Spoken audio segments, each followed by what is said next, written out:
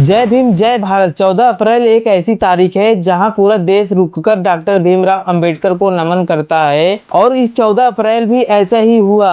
दरअसल भारत के प्रधानमंत्री नरेंद्र मोदी ने बाबा साहेब के ऊपर एक बहुत बड़ा बयान दिया है, लेकिन इस पूरे बयान को सुनने से पहले हमें यह बात समझनी होगी कि भारत के राजनीतिक में विचारधाराओं का अलग अलग अपना इतिहास है। अब ऐसे में जहाँ नरेंद्र मोदी एक ऐसे फिस भूमि से आते हैं जिसका संबंध आरएसएस यानी राष्ट्रीय सेवक संघ माना जाता है, वहीं एक तरफ बाबा साहब अम्बेडकर के विचारों को लेकर हमेशा आरएसएस में गहरी चर्चा और मतभेद देखने को मिली है।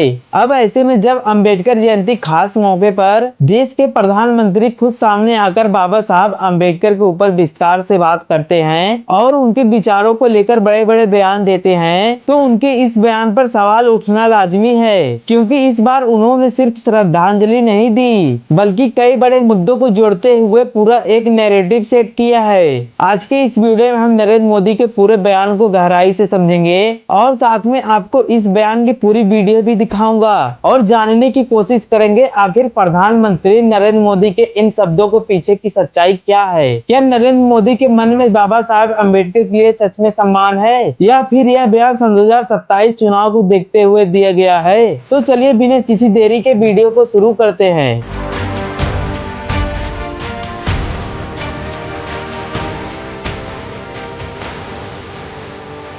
दोस्तों, अंबेडकर जयंती जैसे शुभ अवसर पर भारत के प्रधानमंत्री भारत के संविधान निर्माता बाबा साहब अम्बेडकर को श्रद्धांजलि देते हुए कहते हैं, साथियों, आज डॉक्टर बाबा साहब आम्बेडकर की जयंती भी है।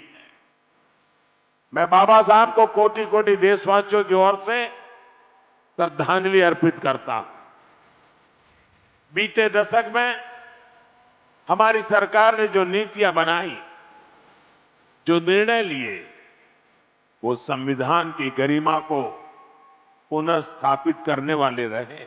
अब यहाँ पर सोचने वाली बात तो यह है कि भारत के प्रधानमंत्री जिस संविधान की बात कर रहे हैं वो साधारण किताब नहीं बल्कि यह वो ताकत है जो हर गरीब, हर वंचित, हर पोषित को बराबरी का अधिकार देता है। तो अब यह सवाल उठता है कि जिस विचारधारा से नरेंद्र मोदी का राजनीतिक सफर जुड़ा है, यानी कि आरएसएस, जिसका अंबेडकर के विचारों को लेकर हमेशा ही मतभेद हुआ है, अब ऐसे में जब प्रधानमंत्री संविधान की बात करते हैं तो क्या यह वास्तव में विचारों को बदलने का संकेत है या फिर समय के साथ बदली हुई राजनीति? तो कमेंट में अपना जवाब जरूर बताएं। तो चलिए इस बयान में हम आगे बढ़ते हैं और जानते हैं नरेंद्र मोदी ने क्या कहा। दोस्तों, नरेंद्र मोदी आर्टिकल 370 का जिक्र करते हुए कहते हैं कि आर्टिकल 370 हटने के बाद आज पूरे देश में भारत का संविधान लागू है। अब पूछिए, एक देश एक संविधान का मतलब सिर्फ कानून की रूपता है या फिर इस समाज में बराबरी भी होनी चाहिए? क्योंकि अगर समाज में आज भी भेदभाव है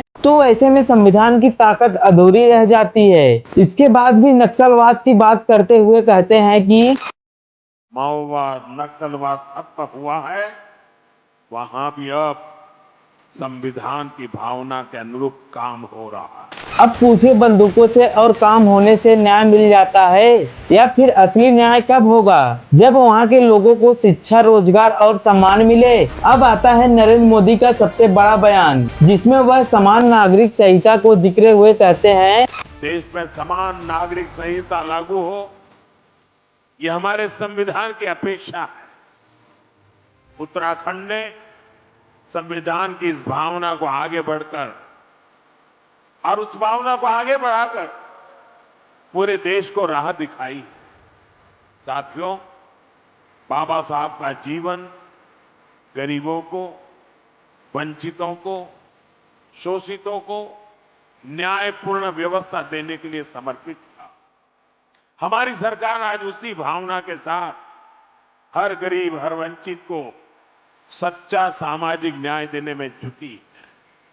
और सामाजिक न्याय का एक बहुत बड़ा माध्यम देश का संतुलित विकास है।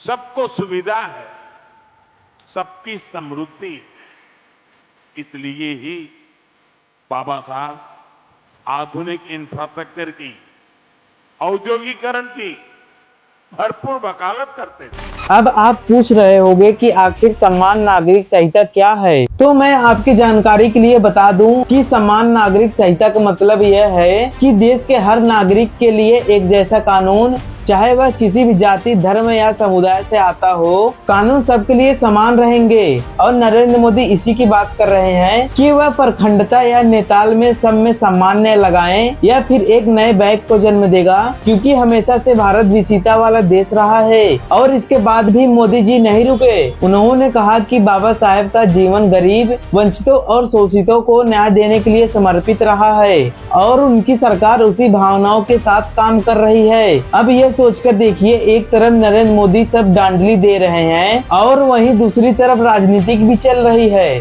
अगर हम इस बयान को पूरे ध्यान से देखें तो हमें एक बात समझ में आती है कि बाबा साहब सिर्फ एक नाम नहीं है, वह एक विचार है, एक ताकत है जिसके बिना भारत के हर पार्टी, हर नेता अधूरा है। और यही वजह है आज हर पार्टी, हर नेता, चाहे वह किसी भी विचारधारा से आता हो, उसे बाबा साहब का नाम लेना ही पड़ता है। अब यहाँ आपकी जिम्मेदारी बनती है कि आप इस पक्ष को पहचान कर यह समझिए कि क्या यह सच्चा सम्मान है या चुनावी रणनीति। कमेंट में हमें अपना जवाब जरूर बताएं। वीडियो पसंद आई हो तो वीडियो को लाइक करें और चैनल को सब्सक्राइब करना ना भूलें। मिलते हैं अगले वीडियो में, तब तक के लिए जय भीम, जय भारत।